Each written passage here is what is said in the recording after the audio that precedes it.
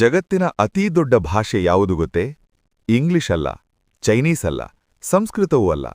ಅದು ಮೌನ, ಸೈಲೆನ್ಸ್. 1000 ಮಾತುಗಳಿಗಿಂತ ಒಂದು ಮೌನ ಮೇಲು. One silence is better than 1000 words. ನಮಸ್ಕಾರ ಗೆಳೆಯರೇ, welcome to your heart beats Kannada channel. ನಿಮ್ಮೆಲ್ಲರ ಹೃದಯ ಬಡಿತಕ್ಕೆ ಸ್ವಾಗತ.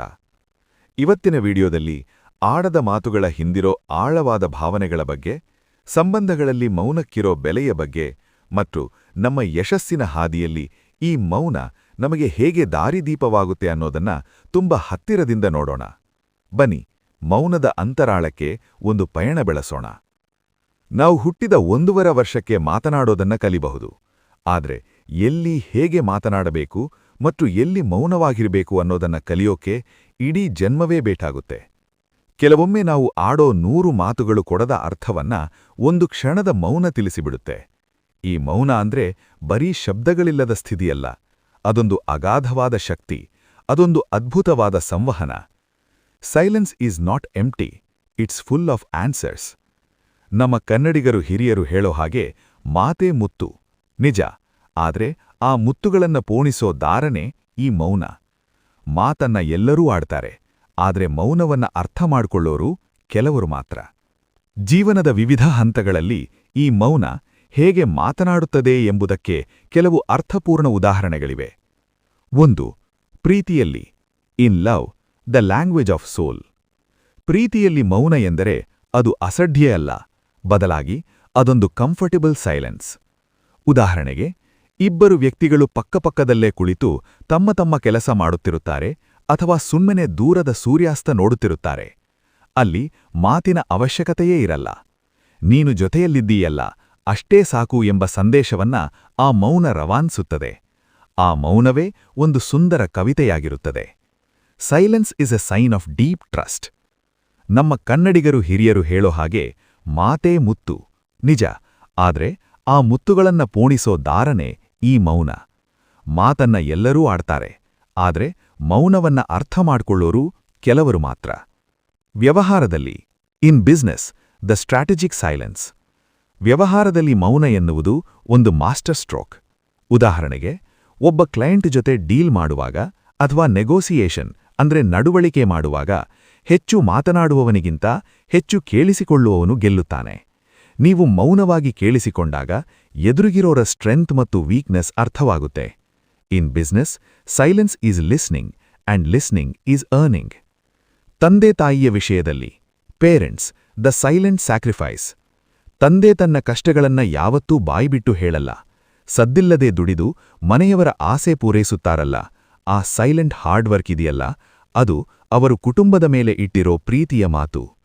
ತಾಯಿ, ಮಕ್ಕಳು ತಪ್ಪು ಮಾಡಿದಾಗ ಅಥವಾ ಜೋರಾಗಿ ಮಾತನಾಡಿದಾಗ ತಾಯಿ ಮೌನವಾಗಿ ಕಣ್ಣೀರು ಹಾಕಿದ್ರೆ ಅದು ಬೈಯುವುದಕ್ಕಿಂತ ಹೆಚ್ಚು ಪರಿಣಾಮ ಬೀರುತ್ತೆ.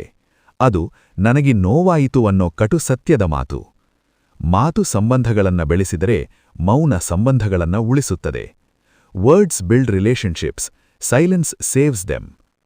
ಮನೆಯ ಹಿರಿಯರೊಂದಿಗೆ, with elders, the silence of respect.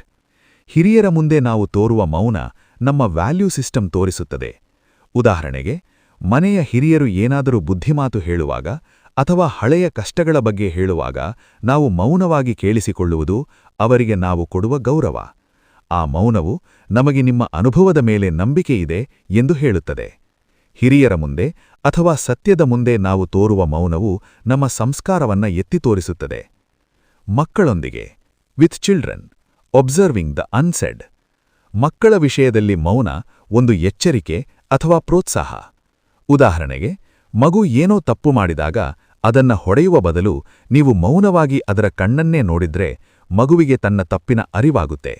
ಹಾಗೆಯೇ ಮಗು ಏನೋ ಸಾಧನೆ ಮಾಡಿದಾಗ ಮಾತಿಲ್ಲದೆ ಒಂದು ಅಪ್ಪುಗೆ ನೀಡಿದರೆ ಅದು 1000 ಶಭಾಷ್ಗಿಂತ ಮಿಗಿಲು. ವಿದ್ಯಾರ್ಥಿಗಳಿಗೆ, ಫಾರ್ ಸ್ಟೂಡೆಂಟ್ಸ್, ಡೀಪ್ ವರ್ಕ್. ವಿದ್ಯಾರ್ಥಿ ಜೀವನದಲ್ಲಿ ಮೌನ ಅಂದ್ರೆ ಅದು ಕಾನ್ಸಂಟ್ರೇಷನ್. ಉದಾಹರಣೆಗೆ, ಲೈಬ್ರರಿ ಅಥವಾ ರೂಮ್ನಲ್ಲಿ ಮೌನವಾಗಿ ಓದುತ್ತಿರುವ ವಿದ್ಯಾರ್ಥಿ ನಾನು ನನ್ನ ಭವಿಷ್ಯವನ್ನ ರೂಪಿಸಿಕೊಳ್ಳುತ್ತಿದ್ದೇನೆ ಎಂದು ಜಗತ್ತಿಗೆ ಸಾರುತ್ತಿರುತ್ತಾನೆ. ಗೊಂದಲಗಳಿಲ್ಲದ ಮೌನವಿದ್ದಾಗ ಮಾತ್ರ ಜ್ಞಾನ ತಲೆಗೆ ಹತ್ತುತ್ತದೆ. ಬಿರುಗಾಳಿ ಬೀಸುವ ಮುನ್ನ ಮೌನವಿರುತ್ತದೆ. ನಿಮ್ಮ ಯಶಸ್ಸಿನ ಅಬ್ಬರಕ್ಕೂ ಅಷ್ಟೇ. ಸದ್ಯದ ಮೌನವೇ ಮುನ್ಸೂಚನೆ. There is silence before the storm. Your success needs the same. ನೋಡಿ, ಸಂಬಂಧಗಳಲ್ಲಿ ಜಗಳ ಆದಾಗ ನಾವು ಆಡೋ ಒಂದೊಂದು ಮಾತು ಕೂಡ ಮನಸ್ಸಿಗೆ ಚುಚ್ಚೋ ಮುಳ್ಳಿನ ತರ ಕೆಲಸ ಮಾಡುತ್ತೆ. ಆದ್ರೆ ಆ ಕ್ಷಣದಲ್ಲಿ ನಾವು ಸುಮ್ಮನಿಂದ್ರೆ ಅದು ನಮ್ಮ ಸೋಲಲ್ಲ, ಎದುರಿಗಿರೋ ವ್ಯಕ್ತಿ ಮೇಲಿರೋ ಗೌರವ. Silence is the ultimate maturity. ಎಷ್ಟೋ ಸಲಿ ಅಮ್ಮನ ಪ್ರೀತಿಯಲ್ಲಿ, ದೋಸ್ತಿಯ ಗಾಢತೆಯಲ್ಲಿ ಅಥವಾ ನೋವಿನ ಸುಳಿಯಲ್ಲಿ ಮಾತೇ ಬರಲ್ಲ. ಅಲ್ಲಿ ಮೌನವೇ ಒಂದು ಅದ್ಭುತವಾದ ಕವಿತೆಯಾಗಿರುತ್ತೆ.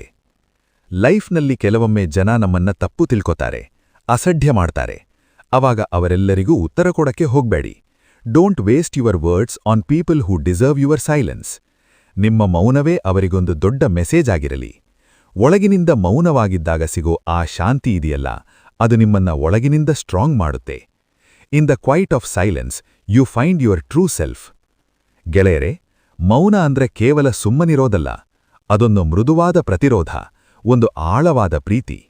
ಬಹಳ ಮಂದಿ ಅನ್ಕೋತಾರೆ, ಯಾರಾದ್ರೂ ಏನಾದ್ರೂ ಅಂದಾಗ ನಾವು ಸುಮ್ಮನಿದ್ರೆ ಇವನಿಗೆ ಮಾತನಾಡೋಕೆ ಬರಂಗಿಲ್ಲ ಅಥವಾ ಇವ ಹೆದರಿದ್ದಾನೆ ಅಂತ.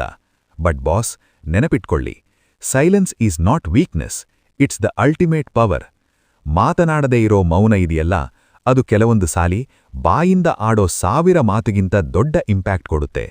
ಅದಕ್ಕೆ ಹೇಳೋದು, ಮಾತನಾಡದೇ ಇರೋ ಮೌನವೂ ಒಂದು ಮಾತು. ಜೀವನದೊಳಗೆ ಪ್ರತಿಯೊಂದಕ್ಕೂ ರಿಯಾಕ್ಷನ್ ಕೊಡೋ ಅವಶ್ಯಕತೆ ಇಲ್ಲ. ಯಾರೋ ಒಬ್ಬರು ನಿಮ್ಮ ಬಗ್ಗೆ ಏನೋ ಅಂದ ತಕ್ಷಣ ನೀವು ವಾಪಸ್ ಅವರಿಗೆ ಬೈಯೋಕೆ ಹೋದ್ರೆ ಅವರ ಮಟ್ಟಕ್ಕೆ ನೀವು ಇಳಿದ ಹಾಗೆ. Just give them A smile and silence. ಆ ಸುಮ್ಮನಿರೋದಿದೆಯಲ್ಲ, ಅವರಿಗೆ ದೊಡ್ಡ ಇನ್ಸಲ್ಟ್ ಅಂದಂಗೆ. ಸೈಲೆಂಟ್ ಆಗಿರೋದು ನಿಮ್ಮ ಕ್ಯಾರೆಕ್ಟರ್ ತೋರಿಸುತ್ತೆ. Be like an ocean. ಸಾಗರದಂತೆ ಗಾಂಭೀರ್ಯವಿರಲಿ, ಅಂತರಾಳದಲ್ಲಿ ಅಚಲವಾದ ಶಾಂತಿ ಇರಲಿ. ನೆನಪಿಡಿ, ಸಮುದ್ರದ ಮೇಲ್ಭಾಗದಲ್ಲಿ ಅಲೆಗಳ ಆರ್ಭಾಟವಿರಬಹುದು, ಆದರೆ ಅದರ ಒಡಲಿನಲ್ಲಿ ಒಂದು ಸುಂದರವಾದ, ನಿಗೂಢವಾದ ಜಗತ್ತೇ ಅಡಗಿದೆ. ನಿಮ್ಮ ವ್ಯಕ್ತಿತ್ವವೂ ಅಷ್ಟೇ. ಹೊರಗಿನ ಗದ್ದಲಕ್ಕೆ ಕಿವಿಗೊಡದೆ ಮೌನದ ಮಡಿಲಲ್ಲಿ ನಿಮ್ಮದೇ ಆದ ಸಾಮ್ರಾಜ್ಯವನ್ನ ಕಟ್ಟಿಕೊಳ್ಳಿ. ನಿಮ್ಮ ಯಶಸ್ಸು ಆ ಮೌನವನ್ನ ಭೇದಿಸಿ ಜಗತ್ತಿಗೆ ಕೇಳಿಸುವಂತಾಗಿರಲಿ. ಇಷ್ಟೊತ್ತು ನಿಮ್ಮ ಅಮೂಲ್ಯವಾದ ಸಮಯವನ್ನ ನೀಡಿದ್ದಕ್ಕೆ ನನ್ನ ಎಲ್ಲಾ ಪ್ರಿಯ ವೀಕ್ಷಕರಿಗೆ ಧನ್ಯವಾದಗಳು. ಮೌನದ ಭಾಷೆಯನ್ನು ಅರ್ಥ ಮಾಡ್ಕೊಳ್ಳೋದು ಕಲಿದೇ ಇದ್ರೆ ಮಾತುಗಳು ಮಾತು ಅರ್ಥ ಮಾಡ್ಕೊಳ್ಳೋ ಸೆನ್ಸಿಬಿಲಿಟಿ ಹೋಗ್ಬಿಡ್ತದೆ. That is very important. ನೀವು ಮಾತಾಡೋಷ್ಟೇ ಮಾತಾಡದೇ ಇರೋದು ಅಗತ್ಯ. ನಿಮ್ಮ ಮಾತಿಗೆ ಅರ್ಥ ಬರ್ಬೇಕಾದ್ರೆ ನೀವು ಮಾತಾಡದೇ ಇರೋದು ಅಗತ್ಯ.